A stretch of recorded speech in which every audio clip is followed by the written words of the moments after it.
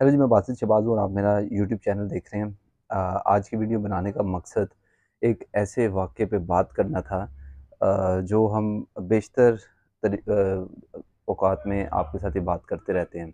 और अब तो ये चीज़ें इतनी ज़्यादा फैल गई हुई हैं कि आपको आपका नेशनल स्पोर्ट्स जो है वो लगता है कि आप किसी को खेल लें, उसकी मॉब लिंचिंग करें, उसके ऊपर तौहीन रिसालत का इल्ज़ाम लगाएँ और उसके बाद जो है उसको पहले तो मार दें और उसके बाद उसकी डेड बॉडी को जो है वो जला दें, तौहीन करें।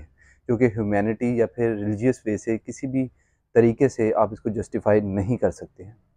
ये वाक़या पेश आता है उमरकोट में, यहाँ पर डॉक्टर शाहनवाज़ नामी शख्स के ऊपर ये इल्ज़ाम लगता है और उसके बाद वो उसको डिनाई करते हैं और ये कहा जाता है कि उन्होंने सोशल मीडिया के ऊपर जो है वो गुस्ताखाना बात की है और जो है वो तौहीन की है, मज़हबी सेंटिमेंट्स को हर्ट किया है, जिसके बाद घेराव होता है और पुलिस उनको हिरासत में लेती है मीरपुर ख़ास की और उसके बाद जो है उनका पुलिस कस्टडी में जो है उनको मार दिया जाता है और बाद में मीरपुर ख़ास की पुलिस ये कहती है कि हम जो है वो इसकी जो तवील पेश की जाती है मीरपुर ख़ास पुलिस की जानिब से, सिंध की पुलिस की जानिब से, वो ये कहा जाता है कि जी हमने नाके पे रुकने का इशारा किया, एक शख्स नहीं रुका और उसको मार दिया गया, गोली मार दी गई। ये जस्टिफ़िकेशन जो है वो सिंध पुलिस जो है वो प्रोड्यूस करती है। उसके बाद कल गालिबन जो है वो जो वज़ीर दाखिला हैं सिंध के, ज़ियाउल हसन लंगार साहब, वो प्रेस कॉन्फ्रेंस करते हैं और ये कहते हैं कि ये तमाम तर जो पुलिस ऑपरेशन था या पुलिस ने जो कार्रवाई की वो फेक थी, ये फेक एनकाउंटर था जिसके ऊपर वो कमेटी भी एसएसपी की जो क़यादत और डीआईजी की क़यादत में बना देते हैं। अब सवाल ये है कि पाकिस्तान के अंदर कितने ऐसे वाक़या जो है वो आए दिन रिपोर्ट होते हैं और उसके बाद आप एग्ज़ाम्पल ले लें स्वात की, आसिया बीबी केस की एग्ज़ाम्पल ले लें जो सुप्रीम कोर्ट में केस था। उसके अलावा स्वात में जो टूरिस्ट था उसको मार दिया जाता है, सरगोधा में ये वाक़या पेश आता है।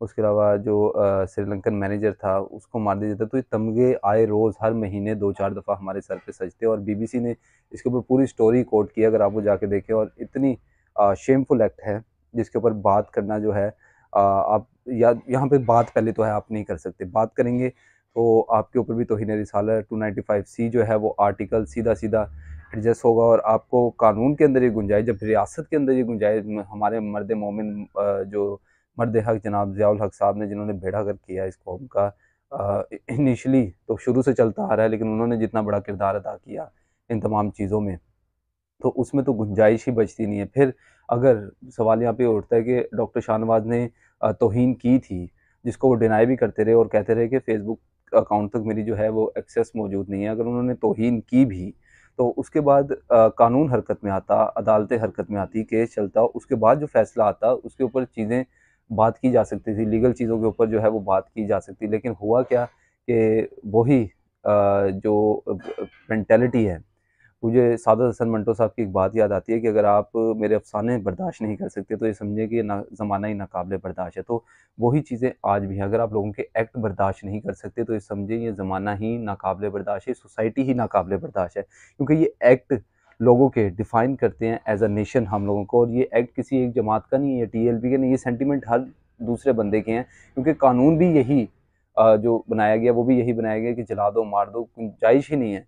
लेकिन जहाँ पे डॉक्टर शाहनवाज़ की हम बात करते हैं, वहाँ पे लोग उनकी जिस तरह डेड बॉडी की तौहीन की जाती है और उसके बाद एक हिंदू उठता है, उनको रेस्क्यू करता है, उनको जल जो जब डॉक्टर शाहनवाज़ की अगर आप बीबीसी पे जाके रिपोर्ट पढ़ें तो उनकी बहनें बताती हैं कि हम लाश के लिए दर-दर की ठोकरें खाने पे जो है वो आ गए थे और जगह-जगह घूम रहे थे और फिर रहे थे और ढूँढ रहे थे कि कहीं से हमारे भाई की लाश जो है हमें मिल जाए ताकि हम उसको दफ़ना सकें। ये सूरत-ए-हाल थी और लोग जो हैं उनको गाँव में एंटर होने नहीं दे रहे थे।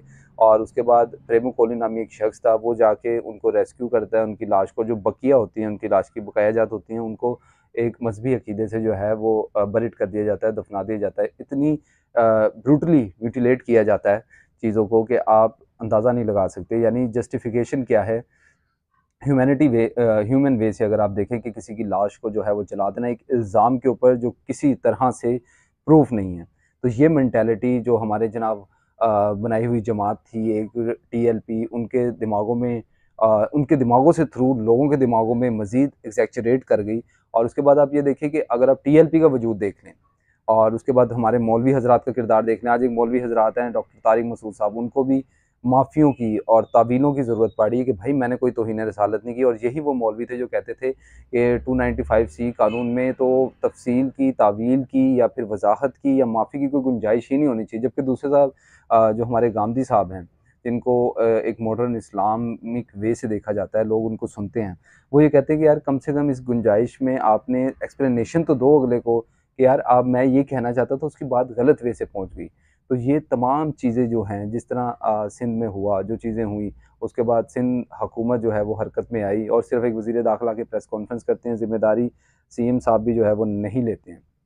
तो फिर लोग ये बात करते हैं कि इसकी हल किस तरह है। उमरकोट में जो वाक़या डॉक्टर शाहनवाज़ के साथ हुआ, सवात में जो हुआ, जुनैद हफ़ीज़ के साथ जो हुआ, मिशाल खान के साथ जो हुआ, तो इसकी जस्टिफ़िकेशन जो है वो कौन करेगा? या तो अदालतें आप बंद कर दें और लोगों के हाथ में फ़ैसले दे दें, क्योंकि ये मेंटालिटी सिर्फ़ एक जमात तक महदूद नहीं, ये हर पाकिस्तानी की मेंटालिटी है। इसका हल सिविल सोसाइटी ने निकालना है। जिस तरह सिंध में जिस तरह उन्होंने इस चीज़ को कवर अप किया, जिस तरह जाके लोकगीत सिंध के पेश किए गए और फिर जाके टीएलपी के जो नुमाइंदे थे वहाँ से उन्होंने गाँव के अंदर उनको एंटर होने नहीं दिया। उनकी लाश को जो है उसके जस्ते खाकी को जो है वो जला दिया गया, उसको म्यूटिलेट किया गया। तो ये तमाम चीज़ें आए दिन वाक़यात जो हैं। और फिर आप बात करते हैं कि पाकिस्तान में आपने टूरिज़्म लेके आनी है। ऐसे फ़ाशिस्ट माहौल में, ऐसे एग्ज़ैजरेटेड माहौल में, फ्रस्ट्रेटेड माहौल में आप टूरिज़्म लेके आएँगे जहाँ पे लोगों को ज़िंदा जला दिया जाता है। इसकी तावील, इसकी जस्टिफ़िकेशन ना डॉक्टर उमर को मौका मिला देने का, ना सवात के जो शख्स था जो अपनी फ़ैमिली के साथ आया हुआ था उसको मौका मिला, ना सरगोदा में जो क्रिश्चियन कम्युनिटी थी उनको मौका मिला, ना जड़ांवाला में जो पूरी की पूरी क्रिश्चियन कम्युनिटी के घर जला दिए उनको मौका मिला। तो हाउ फार वी गो, कितनी दूर तक जाना है, लोगों को जलाना है और मारना है। और जहाँ तक मौलवी हज़रात की बात की जाए, ये वही मौलवी हैं जो कहते थे जी कि कोई गुंजाइश नहीं है 295C में या तौहीन रिसालत के कानून में। तो मेरे भाई आज आप किस तावील या किस जस्टिफ़िकेशन के थ्रू या किस चीज़ के थ्रू आप अपनी जस्टिफ़िकेशन जो है वो प्रोड्यूस करें तारिक मसूद साहब कि मेरा मतलब वो नहीं था, मेरे से ये गलती हो गई या लोगों को समझने में यह मसला हुआ। ये आग आप लोगों की लगाई हुई है और अब आपके अपने घरों तक जो है वो पहुँच गई है। बारहा एक अच्छी अप्रोच रखने वाले या एक बेहतर अप्रोच रखने वाले लोग थे, वो ये कहते रहे कि यार आप इसके ऊपर नज़रसानी करें, कानून साज़ी करें, लोगों को समझाएँ, कोई तफ़सील की गुंजाइश इसमें या माफ़ी की गुंजाइश रखें। या हो सकता है कि मेरी बात आप तक उस तक वैसे ना पहुँची हो जिस तरह आप उसको समझना चाह रहे हो और आपने उसको गलत समझ लिया और उसके बाद आके किसी के घर के ऊपर हमला कर दें, उसको निकाल के जला दें, मार दें। जबकि डॉक्टर थे शाहनवाज़, वो बीबीसी की रिपोर्ट में भी कोट हुआ है, उनके घरवालों ने बताया कि वो डिप्रेशन के मरीज़ थे और उन्होंने अपने घरवालों को हज भी करवाया, बेटी को कुरान भी पढ़ाते थे और 5 वक़्त के नमाज़ी भी थे। और ये तमाम सूरत हाल जो उमरकोट में बनी, उसके बाद जिस तरह की सिविल सोसाइटी सामने आई और उन्होंने अपना किरदार अदा किया, शायद मेरे ख़्याल से यही हल है कि चेंज आपने और मैंने लाना है। चेंज हम लोगों ने लाना है बात करके, आवाज़ उठा के। उसके बगैर मुआशरे में चेंज लाना नामुमकिन है। टीएलपी जैसी सोच को दफ़न करना नामुमकिन है। वो जमात जो इस नैरेटिव पे बनी हो, एक कातिल, क्या इस्लाम में कत्ल की जस्टिफ़िकेशन है? अगर है तो मुझे काइंडली कमेंट सेक्शन में ज़रूर बताइएगा कि आप किसी को कत्ल कर दें और उसके ऊपर जो है वो फिर दंदनाते फिरें, एक पूरी जमात बना लें, एक मज़हब बना लें, एक अकीदा बना लें। टीएलपी उसी का नाम है। आपने गाज़ी नमदीन शहीद के ऊपर जो कहा जाता है कि जी वो शहीद थे इनके बकौल, उनको अपना रहबर बनाया। उसके बाद मुमताज़ कादरी ने जिस तरह सलमान तासीर जो जस्टिफ़िकेशन देते रहे इसी कानून के ऊपर, उनकी क्या गलती थी? सलमान तासीर को मार दिया और उसके बाद इसका एक अकीदा बन गया, एक जमात बन गई जो पाकिस्तान में एक मज़बूत जमात जो है वो समझी जाती है।